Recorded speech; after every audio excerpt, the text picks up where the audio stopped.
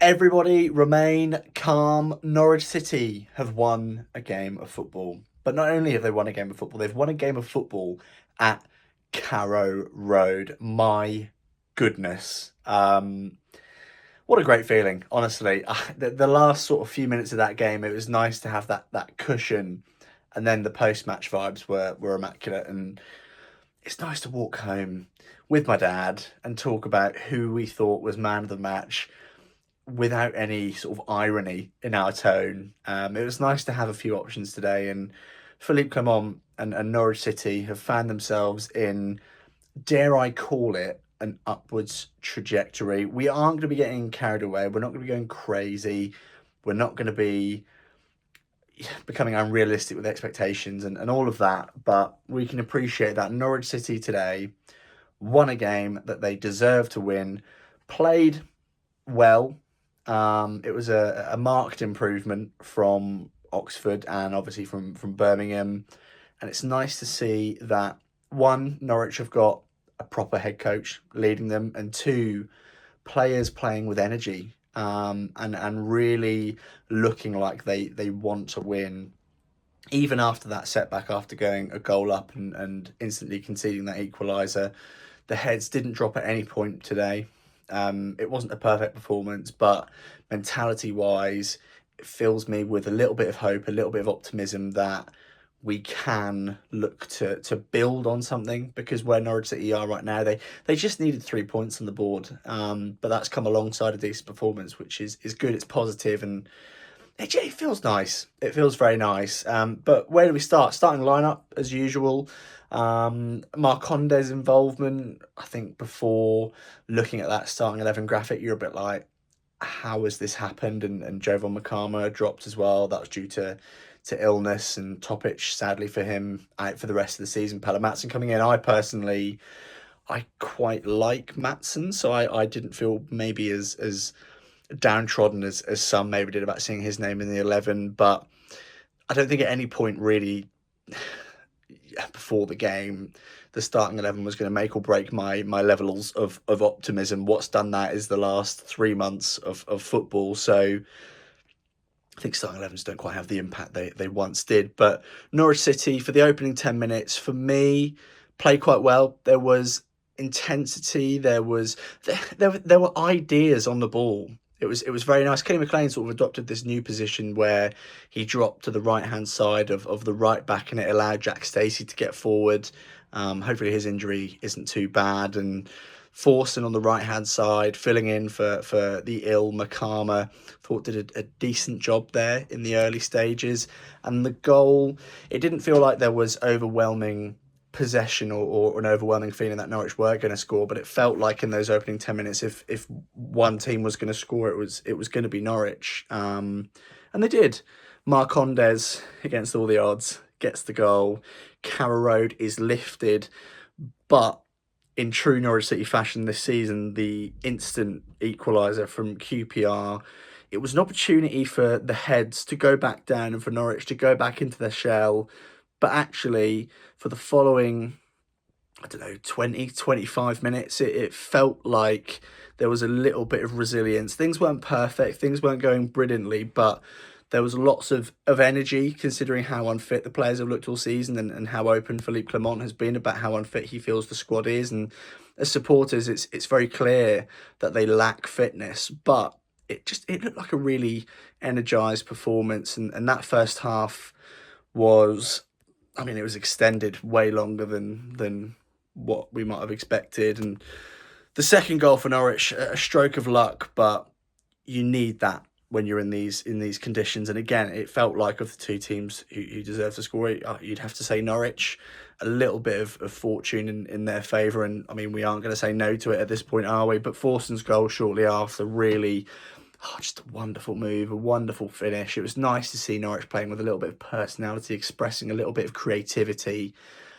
And at half time, there was that feeling of, can they maintain that? Because Norwich's thing this season, and it's gone hand in hand with a lack of fitness, is not being able to pick things up in the second half. And I think they did. I don't think it was perfect. Philippe Clement after the game mentioned that he wasn't particularly happy with Norwich in terms of their press and their structure, but I thought it was really energised. You know, his standards are far higher than mine, and obviously he's the man who designs how the team play and press and do all the things that they do in the match. But I never felt at any point really that QPR were going to get back into it.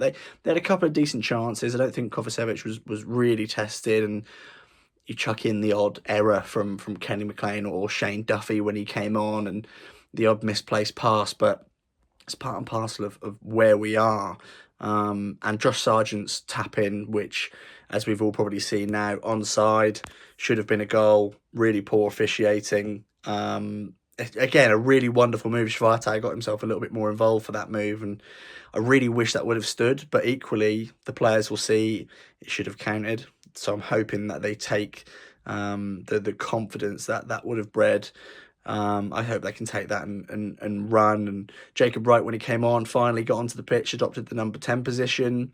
Clement spoke about what he wants to see from Wright to be more involved in the starting 11, which was energy and sort of how he is off the ball. I thought it was probably the most energetic he's looked. It's the most I've seen him move, really. Not to say he's a particularly lazy player, but in the number 10 role, I was kind of intrigued to see how he would react to that, and with energy and some decent touches and a couple of really lovely passes, just sort of and you know, the reaction from Carrow Road at halftime probably really tells you what Carrow Road thinks of Jacob Wright as my arm loses strength here.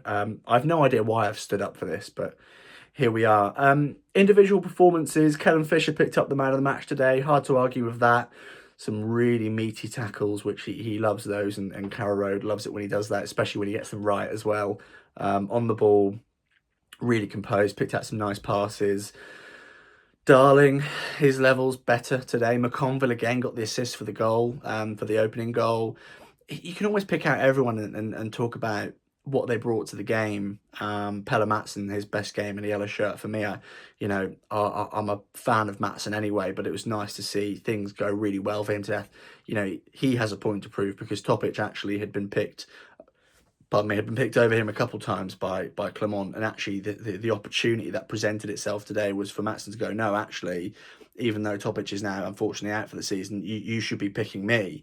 And he was really robust today, and you know, I've always felt like he struggles with mobility, but it didn't seem like a problem today. There are, again, a few misplaced passes when he was trying to progress the ball, but I can forgive that. We can put that down to, don't know, being eager to impress. Sargent, a couple of neat touches. Forson, good. Schwartau grew into it a bit in the second half.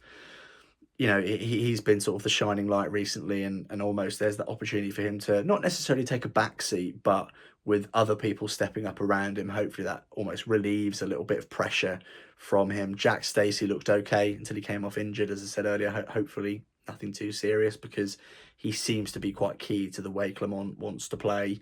I don't think I'm missing anyone. Kenny McLean, we spoke about him.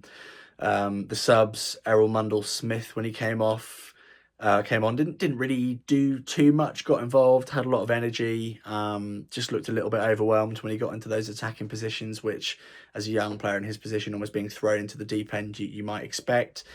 The man himself, Mate Jurasek, we almost, you know, me and Adam discussed this opportunity that was presented to him by Clement, which was react well to the challenge that Clement set, or get you know, almost drop your head and give up. But no, he came on. I think he made 3 or 4 tackles and looked within a very short cameo like a completely different player. I'm not going to get carried away, but there was energy, there was intent, there was desire, and you know, I think it was his first touch, wasn't it? Almost turned into a goal, but it was a nice tackle by, I think, maybe Steve Cook.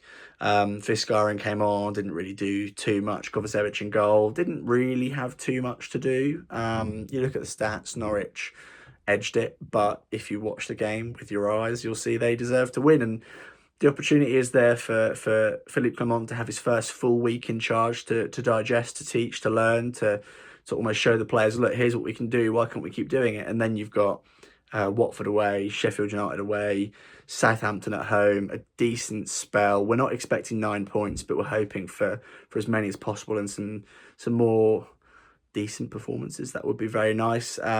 But yeah, relief. Your thoughts, I'd love to know them in the comments down below. What do you think? Who was your man of the match today? For me, it was Matson. For the sponsor at Carrow Road, it was Kellen Fisher. I'd really like to know who yours was in the comment section, of course. Thanks again for all the support on these videos. Me and Adam will be recording a podcast next week, hopefully quite early at some point. But my fingers remain firmly crossed that the good vibes and the good times can continue. I say good times, like it's not just one win. But yeah, really nice feeling. Thank God. On the ball, City, and see you next time.